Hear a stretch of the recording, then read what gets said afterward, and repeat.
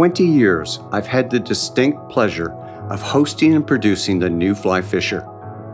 In those years, I've visited some truly amazing places, but there's one destination that stands out, an incredible land that calls me back year after year.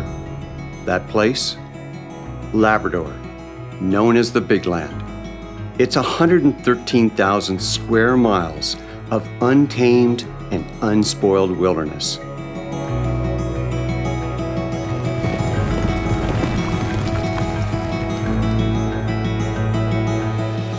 Each visit, I feel my body, my mind, and my soul are replenished and renewed.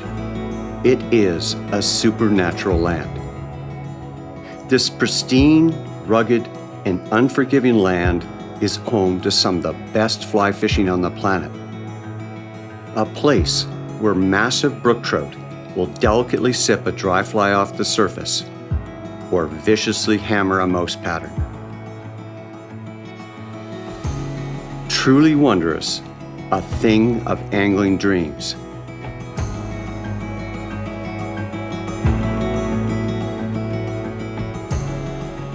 But on this trip, my focus is on a species I genuinely adore and respect.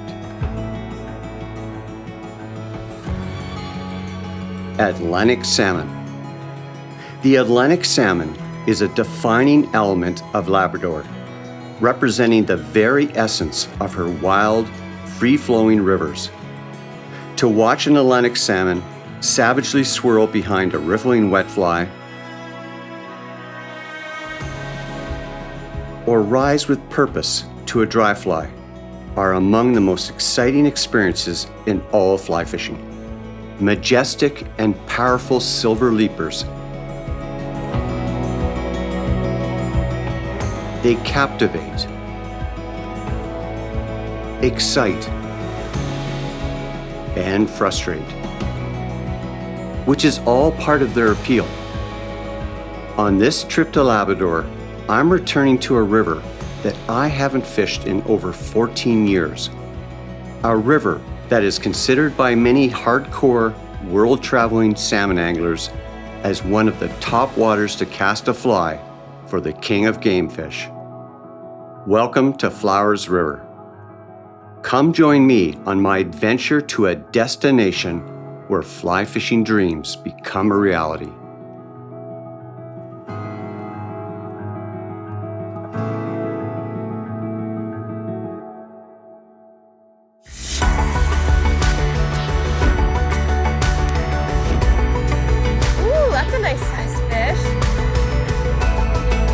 I will catch these all day. That is what you're in for on this episode.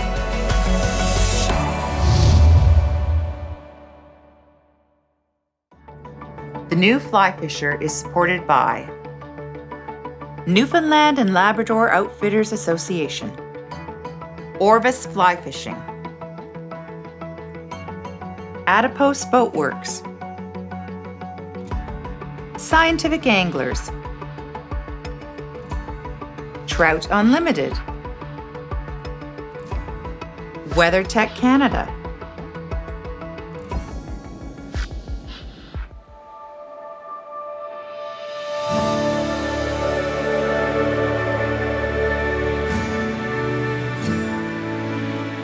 The pursuit of Atlantic salmon is considered by some as the pinnacle of fly fishing.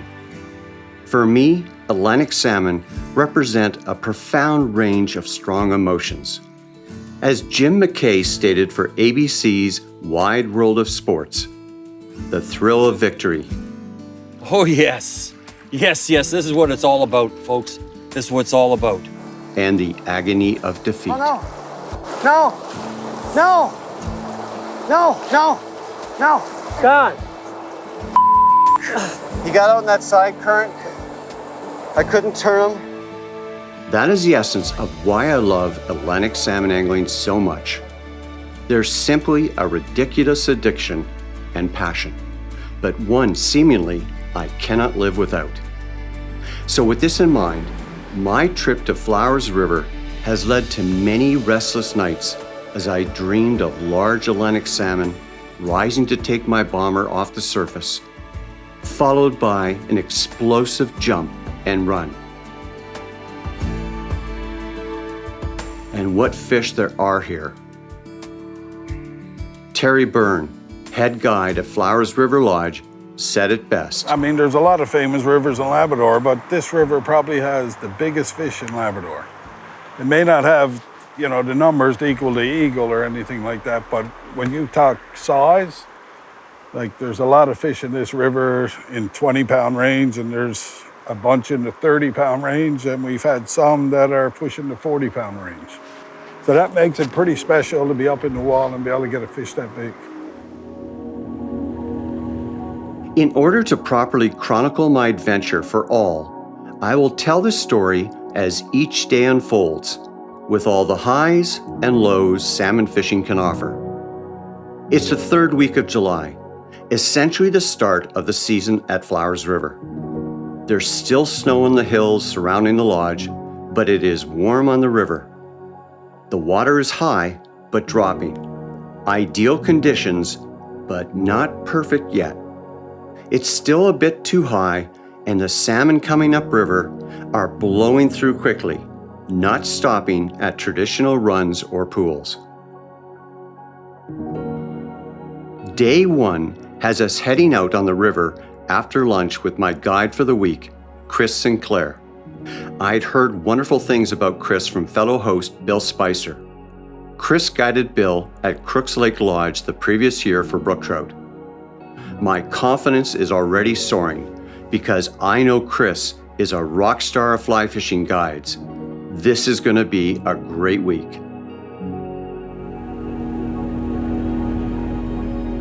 Initially, we stopped and jumped out of a boat to walk and wade a popular run known as Island Pool.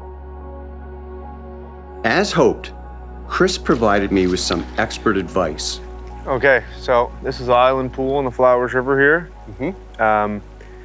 Beautiful run coming off this island. You can fish it quite a bit down and then even in the boat down below here. But the structure in this pool, it's kind of nondescript. It's not traditional like you see in some places in Newfoundland where it's like a rapidy river. These are certain holding spots in the pool. There's structure out there like small rocks, clay indents where they'll lay up in underneath of it. And then sometimes there's some sods out there, clay sods that drop off. And the fish usually are tucked right up against those structures because it's a long, flat pool. And as they're migrating up, they need obviously some time to recuperate. Yeah. So we're gonna start up here and we're gonna fish these little pieces of structure and fish our way down through, and hopefully some fish came in last night. No, this isn't a dry fly pool. This is more of a wet fly pool, right? Yeah. So are we gonna use a riffling hitch? Not on this one. This is a wet fly. Okay. You can riffle hitch it. That's a marguerite bug. Okay. Not a traditional bug per se, but that's the name of it. And we'll fish it first with the wet, and then we'll see what we can see there. And then if that doesn't work, we'll try a riffling hitch fly. Okay. And as you're casting, when it comes down below you, move your rod downstream because it lengthens your drift a bit more. Okay. Because sometimes they'll hold right on the inside of this, right off the bar here. And as it comes in, bring your rod just to lengthen the drift a bit. It keeps the fly speed up. Chris has me methodically work the run. 2 casts, then 2 steps downriver. Perfect. Maybe another couple of feet of line, then you can start taking a couple steps down.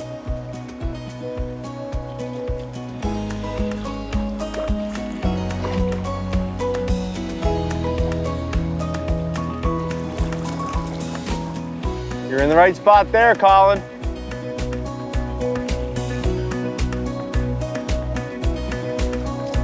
Finally, I moved a fish.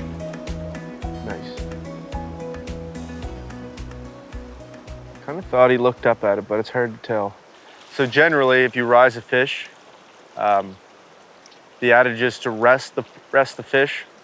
Maybe if you rise it multiple times, But a good idea is to shorten your line up by a couple feet, give him a chance to rest the fish, and then settle back into his lie, and then you can work back down to him, because the fish could have taken or followed the fly. Sometimes the fish follow the fly 4 or 5 feet out of their lie to take it. So if you work back down, try the same presentation. If he doesn't come back, try a faster or slower drift over the fish. And generally, if you're fishing a wet fly, if he comes up for a couple times, maybe we'll try a dry fly on him. So Chris has had me swinging a fly over a fish you can see, which moved once on the wet fly and on the riffling hitch, but won't take. So now he wants me to move down a bit, and I'm going to go just downriver. I'm going to throw a dry fly to him and see if that works. No, I'm going to put it on. You put it on. You're the man. So if you It's not to put the pressure on you. So if you snap it off, you know who to blame. Right. I got somebody to blame. Couldn't have been me. Sometimes they can be picky. It's weird.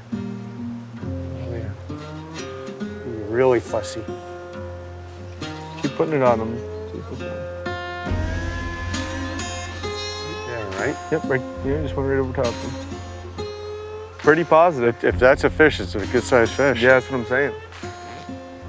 Despite our best efforts and even changing flies, we could not move another salmon. So it's time to move to another location. We began to scout and try and spot a salmon. It didn't take us long to find one. That could be a fish over there. See it? The dark shape there? No, the one that's half close to us, like, oh, that is a fish. That looks like a fish. You see it? That long dark one? Back to the Smurf? yeah.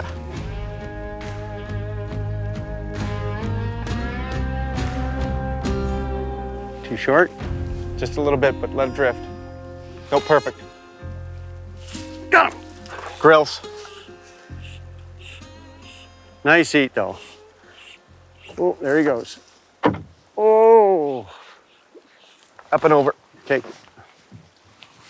Okay. So Chris has spotted and got me into the first fish. We've seen some others. We just saw 6 go by us. And this guy took on a dry fly, which is absolutely fabulous. Come on, there he is. But nice thing is sometimes when they're jumping like this, they'll get the rest of the fish in the area all worked up, eh? Okay, I'm gonna bring him in quick to you. You ready? Sweet.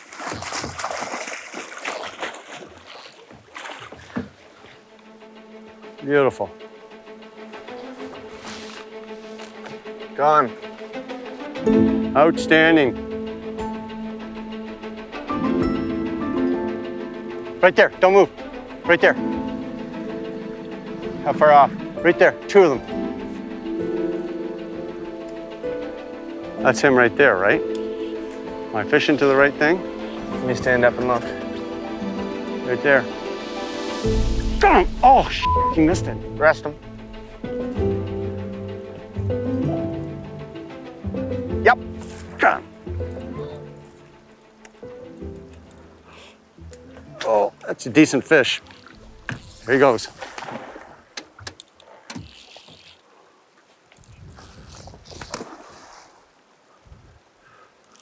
So Chris walked me into this fish. You could see him. I kept going too far or too short, and he helped me a lot on the angle on this fish. And he even said, let's change flies. It was the 3rd fly that worked. He had recommended a tan bomber with orange hackle. Oh, look at that beautiful fish. He's getting ready to go again.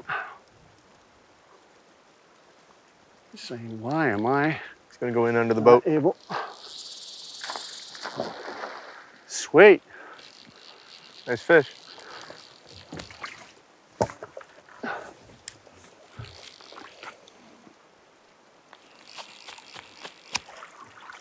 Okay, I'm gonna bring him up quick, and he'll either come at you. Or he's gonna go. I know he's gonna go. All right, you ready? Oh, there he goes.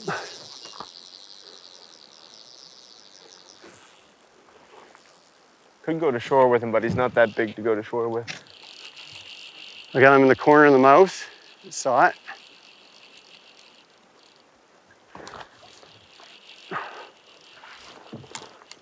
There he goes. One round. You want to lift me off? Yep. 1, 2, 3. Okay, thanks. It's the worst thing about in the boat.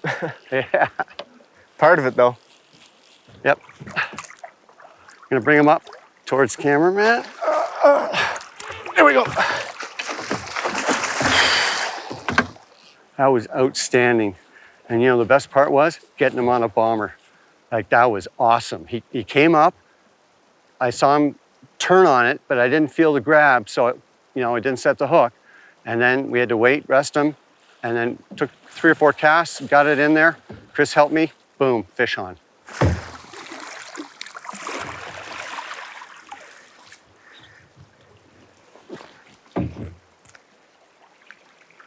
He's going back in, okay?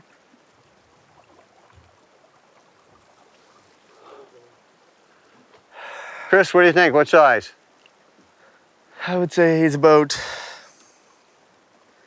I don't know, about 10, 11, 12 pounds. Okay. Maybe 13, hard to say. So we'll go with the conservative 8 to 10. Yeah. Thick fish. Thank you very much. You did a great job, Chris, walking me in with the bomber on that fly, and there's nothing better than that type of eat. My first day on the river was excellent. A wonderful way to start the trip. With a rainbow on the river at sunset, I went to bed, tired and content, excited for the next day's fishing.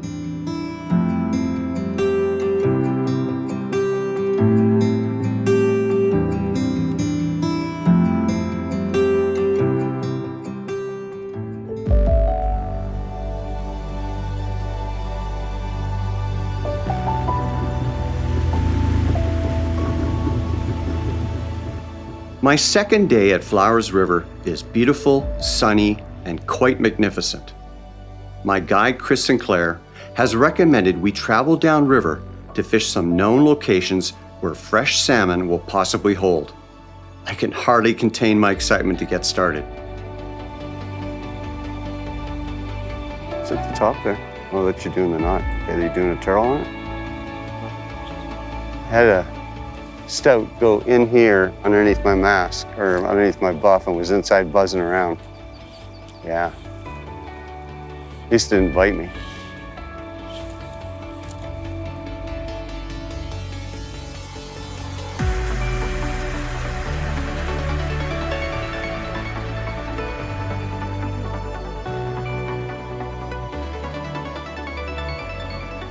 On the Flowers River, it's important to be comfortable fishing wet and dry flies for Atlantic salmon. Some pools are fished better with a wet fly, others better with a dry fly.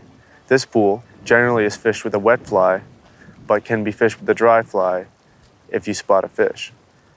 The best dry flies on the Flowers River are the bee, whether in bug or bomber version, a smurf, which is a blue bomber with white wings, brown hackle, or a black body bomber with black hackle and white wings. Despite our best efforts and Chris's excellent advice, we could not find a holding salmon. The water was high enough that the fish were not stopping, but just continuing upriver.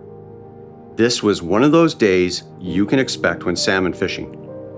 Much like angling for steelhead, muskie, permit, and other challenging species, some days the fish win, but that's part of the allure of Atlantic salmon fishing.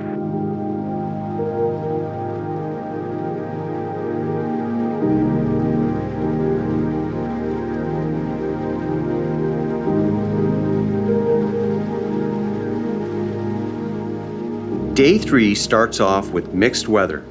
A good chance of rain is going to happen. Chris believes our best option is to head far upriver to find resting salmon. I like his thinking.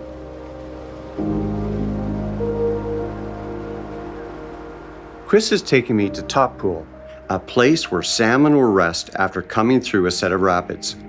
There's a lot of rocks, boulders, and other structure for the salmon to hold near and rest after their battle through the rapids. Perfect. I'm excited to make my first cast.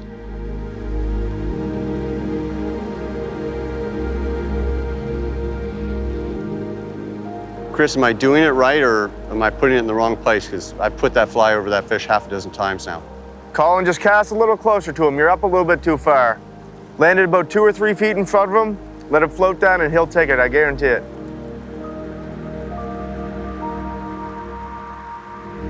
Oh, look at that. Oh, ho, ho. It's a nice fish. It's got to be at least 8 pounds. But to get this on a little tiny, it's almost like a bug, isn't it? Yeah, it's a, this is a number 8 bee bomber. Bee bomber. Yeah, great fly in the river.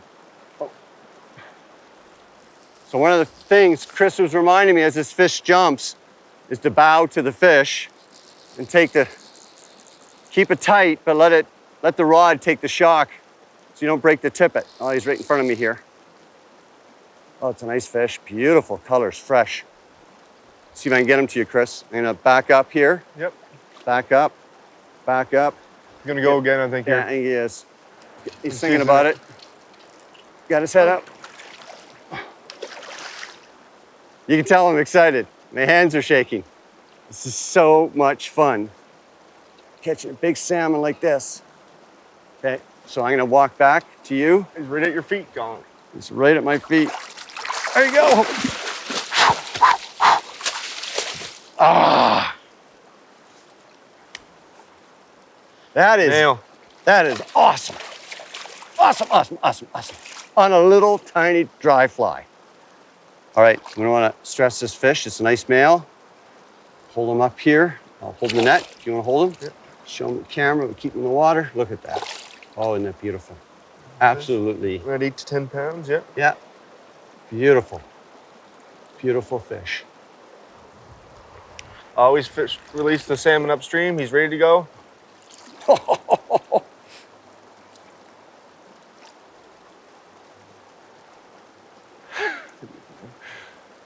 And that is why you come all the way to Labrador. Great job. Flowers River. Another pump there, buddy. Awesome beyond words. Awesome. See that head come up and we're having to work. I mean, there's lots of fish here.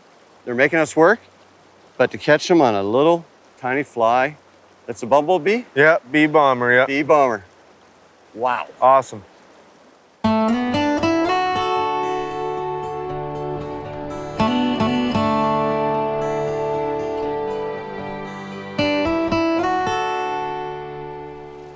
So conditions have changed. When we first got to this pool, it was really good dry fly. Chris was walking me in on fish. It was great. But you can see we got some weather coming in. Had to put my coat on. It's starting to spit. We can't see anything now. Can't see the fish. So what Chris has recommended is we switch to a wet fly. He's put a riffling hitch on it. I think it's a blue charm. And I can start casting across and swinging it through. It's basically blind fishing, but we're gonna break down the pool and see if I can find something it'll take. So what Chris has asked me to do is rather than lengthening my line, he's asking me to take 2 steps down and even angle a bit, and I'm following the line all the way through as it wakes. And basically the fly's doing a search pattern across. I follow it with my rod tip around. Now, I'm not going 45 degrees, I'm going 90 degrees across. So one of the things about swinging a fly, whether with a riffling hitch or not, is unlike when you're casting a bomber and you're targeting an area and you're really focused, one of the things that happens here is it can be a little boring, frankly, because you're searching and you're swinging this fly through, and you can literally do it sometimes for hours, searching an area where you know there's fish, but just trying to find the right swing that'll work. And what I've had happen on a number of occasions is I'll be talking to somebody, I won't be looking down the line, and I'll miss the hit because it'll happen real fast, and you still have to stay focused, but it can be difficult. I've missed some nice salmon by not staying focused on where that line is and where that fly is. And often you'll see that fish come after it, it'll porpoise on it, or it'll come at it like a shark and just strike it. You just don't know, and sometimes it's just big toilet bowl flush, and I'll miss the strike. So you gotta stay focused.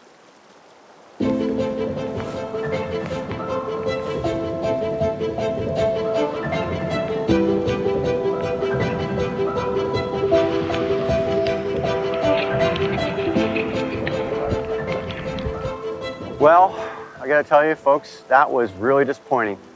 The rain came down, we went out in the boat, and I was swinging a wet fly with a riffling hitch, and a fish came, rolled on it. I did a pause 2-3, pulled, set the hook, fought it. Everything was going well. The rain was just hammering down. Camera couldn't use his camera. He's using the GoPro. It was a big fish. Had him up here in the upper pool. I'm fighting him, and we're trying to lift the anchor, and we're having trouble getting it up. Got the motor started. You know how it is. It's just total chaos. And I was fighting him, keeping him in the upper pool, and all of a sudden, he did a run. And went into the backing, started going downriver. I held him for a bit, and then he did another couple jerk runs, and he was put so much pressure, and it's only 8 pound, right? We've got to tip it. One of the terrible things, if you don't put your backing on tight enough, and I thought I had my backing on tight enough, it actually dug into the backing. And it locked, snap, gone. I just lost a trophy salmon, like absolute giant, and I've got no one to blame but me. So we're kind of in between blustering bits of rain and crap, and it's just awful, but the fishing has been really good. We just saw a fish move, and I'm putting a riffling hitch over the one I just saw move, but this has been so exciting, so exciting. Lots of fish, mostly big fish. And they're liking this bad weather. Just like steelhead fishing, they're liking the bad weather. They're moving, they're fresh fish, and they're aggressive. Hard part for us is getting a good presentation with the wind, and also, obviously the cameraman's having a heck of a time. Keep having to put the camera away, some of the best moments, but we're getting a lot on cameras. After fishing the pool in this rain for some time, Chris suggested we head to another run known as Gonzo, so we jumped into the canoe to move locations. Of course, the rains continued to hammer us during our transit. This weather and its numerous changes clearly highlights why you need to bring good quality waders, wading jackets, and layered clothing. Labrador weather can be quite severe and fierce, possibly ruining a good day of fishing if you're not prepared.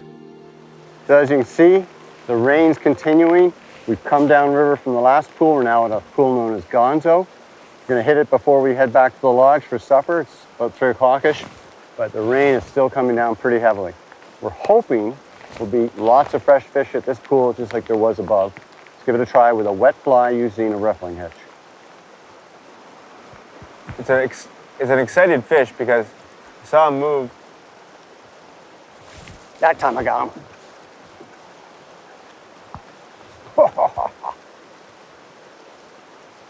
Oh! Oh! That's the problem with barbless hooks, you lose some fish. Is there anything I should have done different, Chris? Really hard because he came towards you when you set the hook. Yeah. You did everything you could to keep a tight line on him. We had just left Gonzo Run when suddenly the sky opened up and the sun came back out. Typical Labrador, fast-changing weather with lots of extremes. On our way downriver, I had a chance to stop and speak to some of the guests at the lodge. Nick Coleman and his brother Rob were fishing one of the many runs. You know, it's in terms of expectations versus reality. I find that's always the formula for happiness, you know. And my expectations for coming in here were pretty high because I've had a brother and a couple of people who have come here, and Terry as well, the head guide, who's been talking about it quite a bit and how good the fishing is. So I find that troubling sometimes when you come into a camp where people are talking about how good it's been, and then I come in here and I see the exact same thing. So, you know, the reality I saw was even better than some of my expectations coming in, which was pretty difficult. But that led to a pretty good trip all around, and you know it continues again here today. I go fishing, and in the first pool, an island pool there, I hook into 3 fish within an hour. I mean that's good fishing and that's fun fishing. So one of them was about I'll say 16 pounds, but it was probably 12 pounds. Yeah, I have been here a few times. You know, it's days like today that keep bringing you back. You know, it's there's certainly easier rivers in Labrador to fish, but you know, if you want to chase big fish in really unique conditions, then this is the river that kind of keeps bringing you back. You know, it's you can see through the water, I guess, is the big thing. Rather than having that dark stained water on a nice sunny day like today, you can see the big fish kind of sitting on these rocks. And so today, you know, we spent the better part of the morning fishing over some really large fish. And eventually when you see one of those, you know, 20 or 30 pound fish rise for a dry fly, I mean, I don't know where else you can get that, you know, so it keeps me coming back. You know, really the guides on this river make a lot of the difference. You know, when you have people who are, you know, even more passionate about fishing than the guests who are coming here, it makes a big difference, because when water changes and water levels change and it's sunny, or if it's the water's dropped and it's warm, I mean, you know, it takes a passionate and experienced, you know, guide to kind of tell you where to go and to look for those fish. I mean, there's, I don't know if it's 20 plus kilometers of river here, and they can be anywhere. So we're here for a short stay, and you don't want to spend those 5 or 6 days trying to learn where they are. It's, you know, they really earn their keep here, the guides do at Flowers. If you haven't been to Flowers, I'm going to highly recommend it. It's a beautiful spot. It's great people, it's good food, and it's fantastic fishing. So get yourself to Flowers River. Day 3 was a great deal of fun, despite the heavy rains and my loss of several quality salmon. However, for salmon anglers, tomorrow is another day of eternal hope and determination.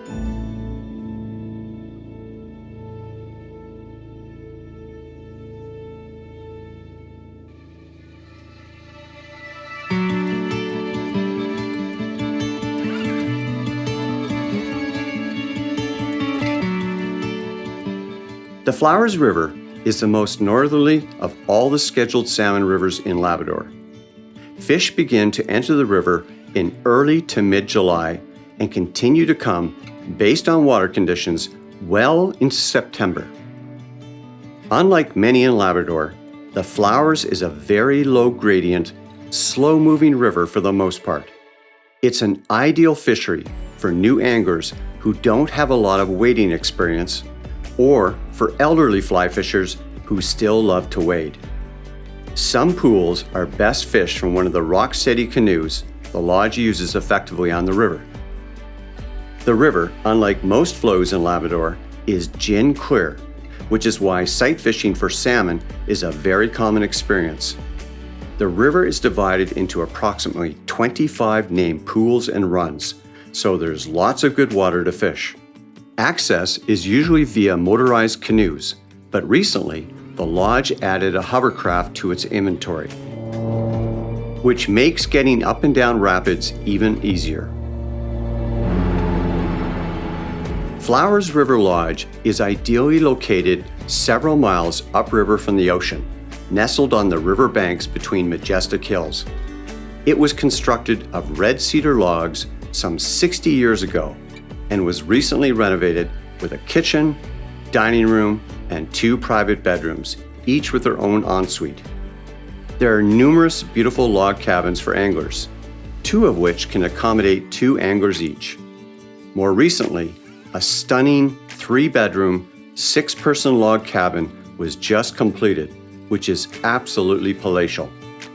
From solar power to a hovercraft, Flowers River Lodge is constantly updating and improving its services for guests, another reason why it has become so popular with fly fishers from around the world. Day 4 promises to be another mixed bag of sun and rain, but I don't care. There's fresh salmon coming up the river, and I can hardly wait to get on the water and cast.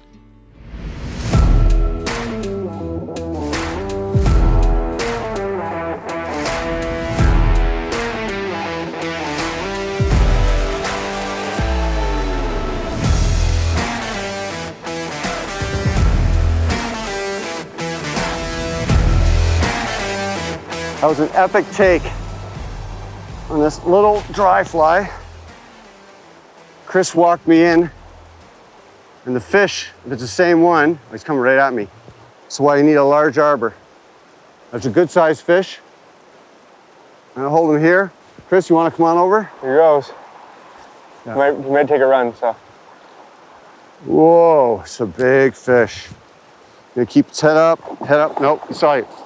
There he goes. Over here. Well, that's a big fish.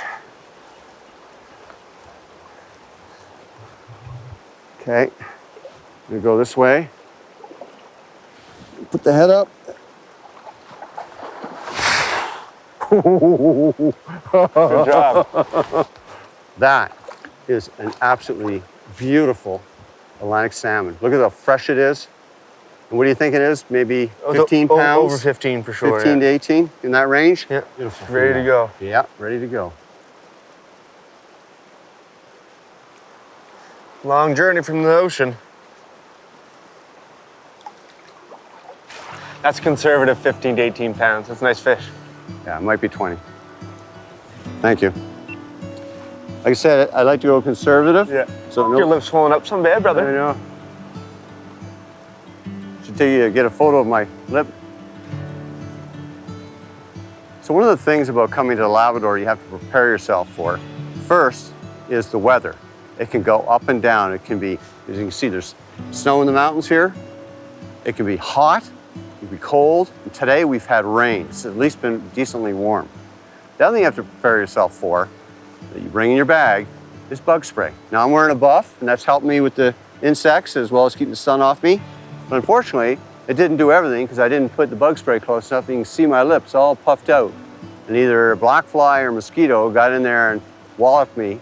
And I'm gonna get some Benadryl and that'll help take it down. But the key is, come prepared. Bring good bug sprays, bring some Benadryl. I can't even talk right now. Bring some Benadryl. These buffs really help keep the bugs off you. And even if you wanna wear sun gloves, they'll help you. But the one thing you gotta prepare yourself for is you're gonna get bit. No matter what you do, you're gonna get bit, but the sacrifice is worth it.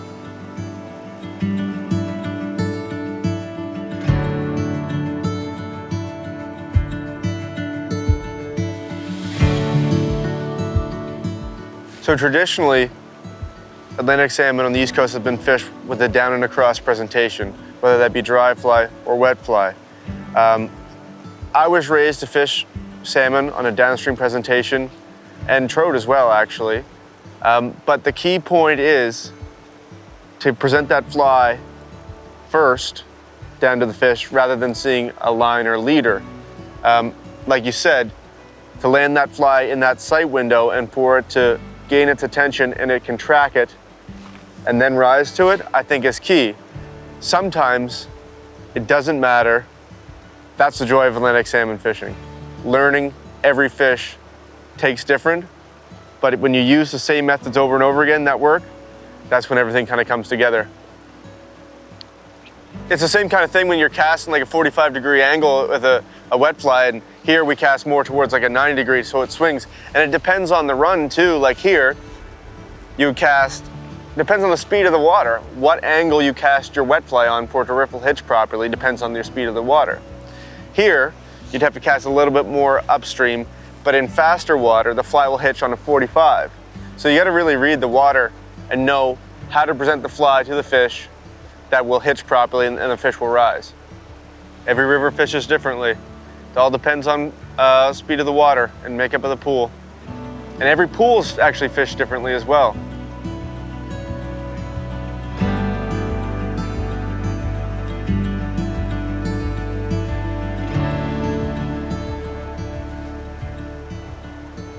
Yep. You didn't take it.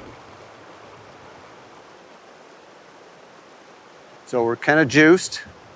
Sun's come out. It's windy. Kind of difficult to do topwater right now. So Chris had me go to a riffling hitch, swing a wet fly. I just moved a fish over here. I saw the roll on it, but he didn't take the fly. Didn't feel the weight, so I didn't set the hook. So Chris is now having me methodically take 3 inches off, and we're working back into that fish to see if we can get it to take again. The wind's swinging This it around. could be it. Oh, we're starting to move. Oh, He rolled at it. Oh, he didn't like it. He moved again.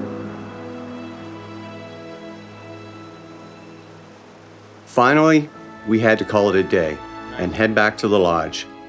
I landed one big fish and lost numerous others. It's just one of those days.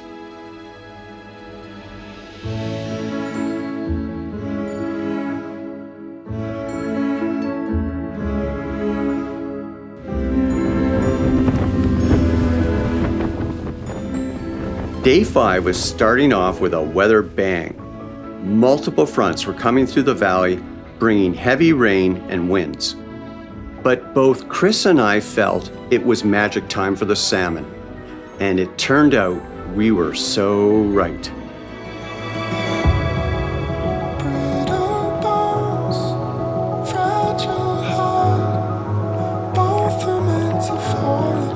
I just remember how we first started off. Yeah. We started right in there. Yeah, I was just do that. Hold your secret safe with me. Take me, free your ghosts. No, they can't haunt us both. Take me, don't let go. Waking up, comatose.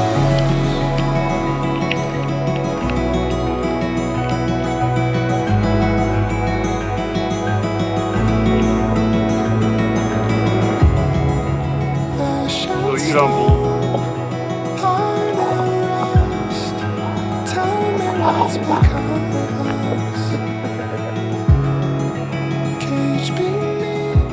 There were fresh salmon throughout the run, but because it was overcast, we could not spot them. So Chris had me methodically cast through the entire run in order to locate the fish. So it's first thing in the morning, and Chris has brought me to another pool. And this is actually a long run, isn't it, Chris? Yeah, this pool is called Island Pool. Most pools here are, like you said, quite long and are divided into sections, upper, middle, lower. In this case, this is Upper Island Pool, and we're fishing over some divots in the clay, and there's some fish here, so hopefully we'll pick up one. I've made 2 casts, and I just moved a fish. So we kind of paused. We're gonna regroup here because I wanna make sure I get this fish. Best thing to do when I move a fish, shorten up or just give it a pause and then go again. Yep. And basically we're just swinging a fly through here, and I'm using a wet fly. I'm not using a riffling hitch. I'm not using a bomber. This time I'm using a wet fly. What am I using? You're using a green machine. It's a size 6, and you can fish a green machine dry, but in this case, we're fishing it wet and swing it at a 45-degree angle downstream and letting it swing all the way through. Cast, step, repeat process. What happened over the next few hours was almost surreal, and certainly made up for the slow days this week when the fishing was good, but not spectacular. Today was to be a super spectacular one. The salmon were coming through the run and were very aggressive. Whether it was a wet fly and a riffling hitch, or a bomber drifted, the salmon went crazy, and visually it was so exciting.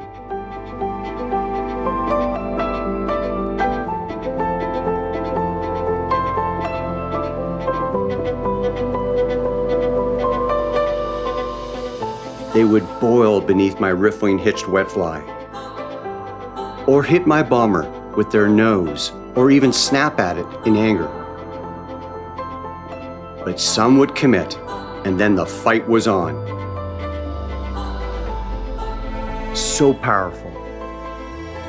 Such leapers. So magnificent.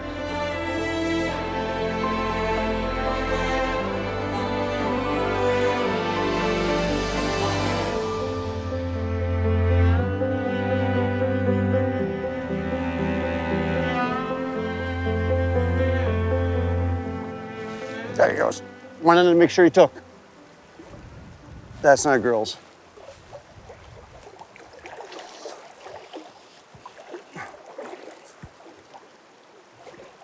Right where he said it was going to be, Chris. Right by that rock out there. Yep. Nice. It's almost right beside me now.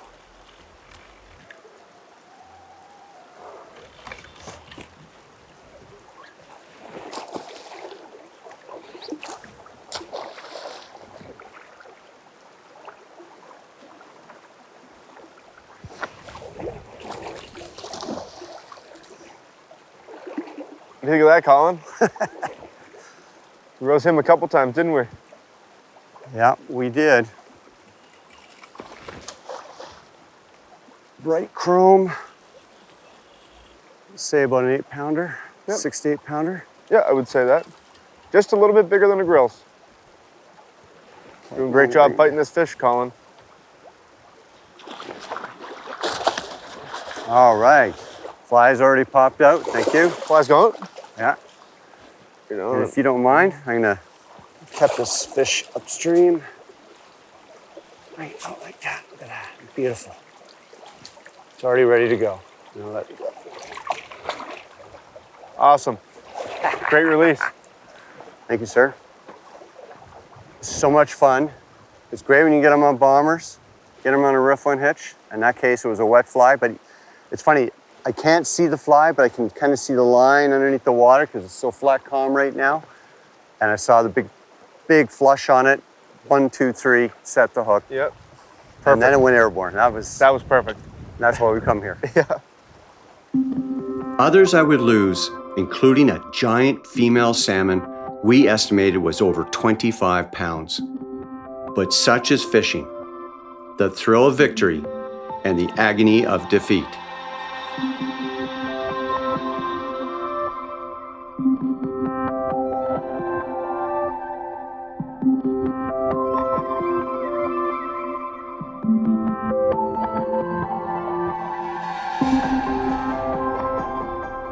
The flies that worked the magic on the Flowers River salmon were a unique blend of seasoned favorites and inventive new patterns. For topwater offerings, we used the Blue Smurf, Natural Orange Hackle Bomber, and the Bee Bomber. The Bee Bomber was unquestionably our #1 producer over the week and certainly our guide's top choice. For wet flies, swung with a riffling hitch, our best patterns were the Blunder Taker, the Green Butt Blue Charm, and the Marguerite Bug fished best. Each of these patterns worked well depending on light conditions and the mood of the salmon.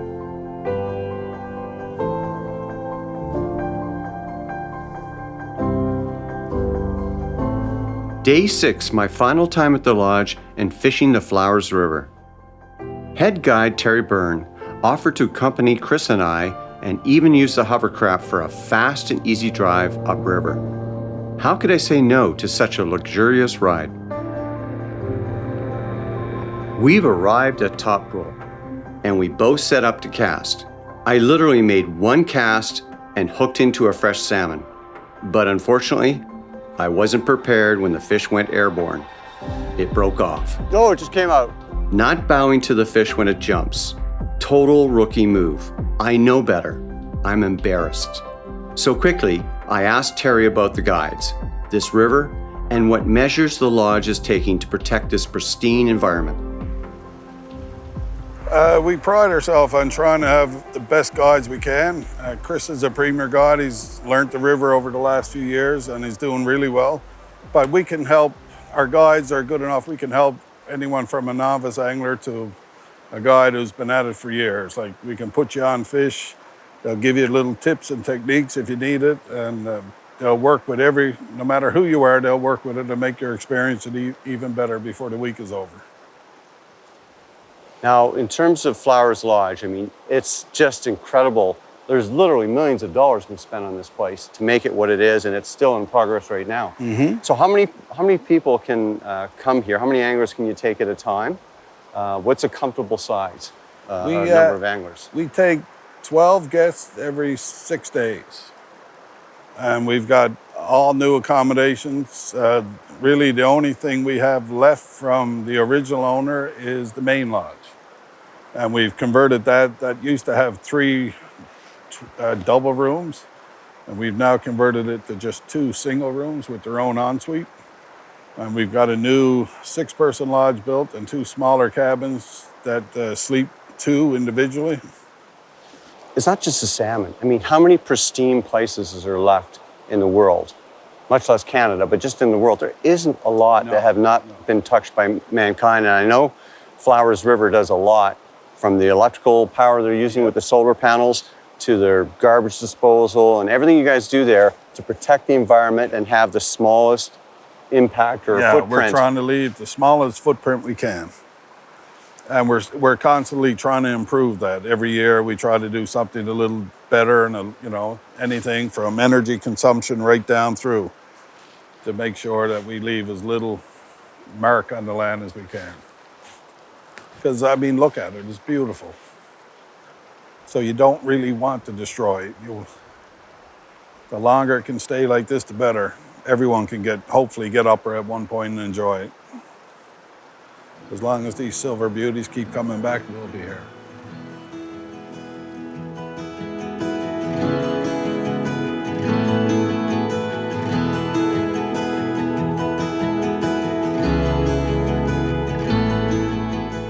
As the day wanes on, Terry leaves us, and I jump at the opportunity to continue fishing with Chris Sinclair one more time before the end of my trip.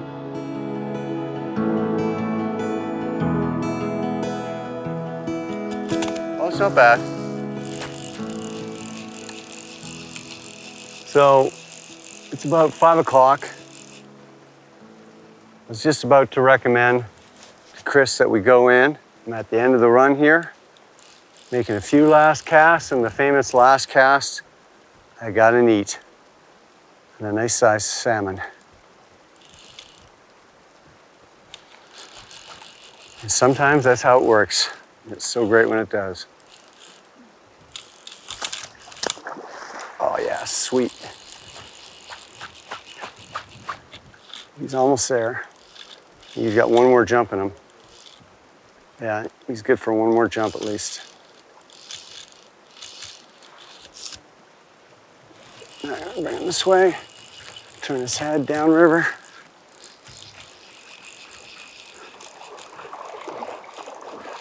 There he is.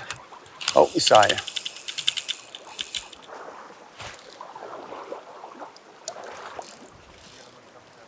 Yeah.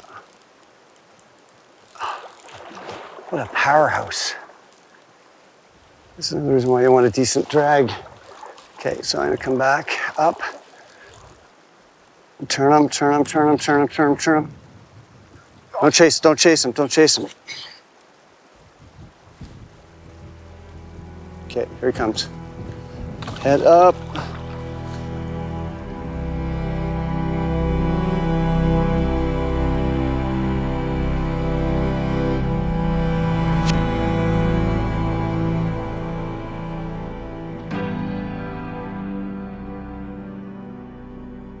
After that fish, we decided to stay just a bit longer. And then it happened.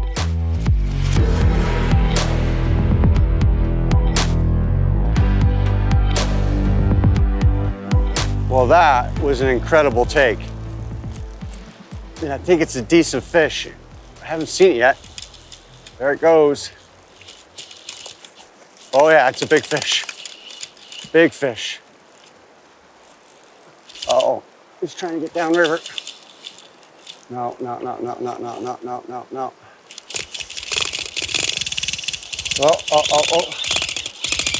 He's going downriver on me. Into the backing. Oh, look at it, way downriver. Chris, you wanna go for a walk? See if we can get him down the riffle here. Trying to get him up. I don't like it when they go right below me here. Like this is a big fish. Chris, can you go down by the rocks? Yeah. I'll see him and get him come to you. Yep. He's gone down in the V here of the fast water, just above the rapids here. I'm trying to keep the fish from going down, but I can tell it's tired and it's coming up. If I'm lucky, and get the fish to come close to Chris, really making this 9-weight rod work.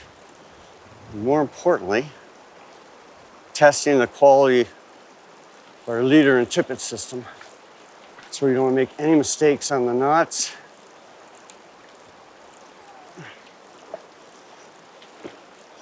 Coming up, coming up, coming up. Can't do much with him. Hopefully Chris can get him. I can't, just a weird angle. I didn't want to spook him and turn him. Okay. He was sitting flat on the top of a rock. Why don't you come right over here? I'll bring it up. She's coming up.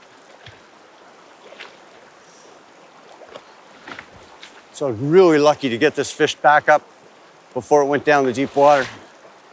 Okay, just don't move, Chris. Nope.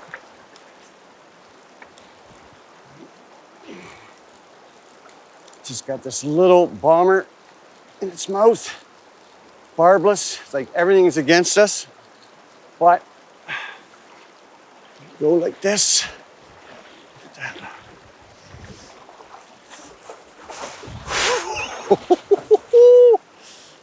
That's a nice fish. I couldn't dip him on that rock, brother. Good job. Oh, on a little tiny bomber. Look at this salmon. Nice erect dorsal fin. Means it's healthy. Oh, what a beautiful salmon. Unbelievable. Yeah, exactly. And eat that little bomber. This is why we come to Labrador. Look at that. Look how thick it is on the back, eh? Yeah. Unbelievable. Outstanding fish. That is incredible. All right. Ready to go. Ah, well done. Give me a pump. Awesome. Had a great week here, and thank you very much, Chris. No worries. I hope everyone gets a chance to come to Flowers River here in Labrador. Labrador is an incredible place, but this salmon fishing and to see a big fish come up and eat little bombers, it's going to test your skills and your patience. Yeah. And they're going to drive you crazy, and it's so much fun, and you're going to get burned, you get your butt kicked, but you can have a great time. Rob's here at the New Fly Fisher. Thanks for joining us, and we'll see you soon. The New Fly Fisher is supported by Newfoundland and Labrador Outfitters Association, Orvis Fly Fishing, Adipose Boat Works, Scientific Anglers, Trout Unlimited, WeatherTech Canada,